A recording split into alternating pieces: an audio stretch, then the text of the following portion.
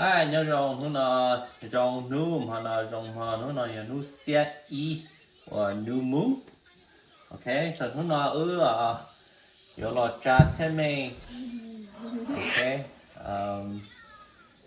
So today's a good day, dude. Need to pa. They need to see J okay. And does it have to be, will you prefer on like the new moon for people who might ask? Preferably. Okay, a in new case moon. somebody asks. Okay. Okay.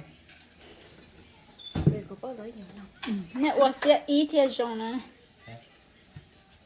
để我考中呢如考中我都放多呢 So nên nhớ có cho giờ tiền nên khi sát nó là chỉ nên đầu sát phải nó đây. Nên khi sát phải nó là chỉ nên đầu sát phải nó đây nè, okay. chả cá thế xong gì So tiền này có trong khi sát phải nó một sát phải nó là chỉ nên đủ sát phải nó đây. Giờ tiền này tôi có trong khi sát nó một trò sát phải nó là chỉ nên đủ sát phải nó đây. Okay.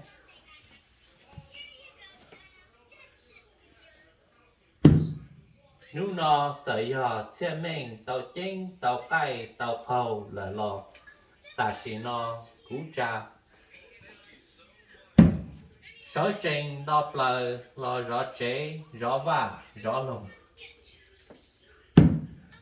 sói trình lo thái cái thể cái chỉ dùng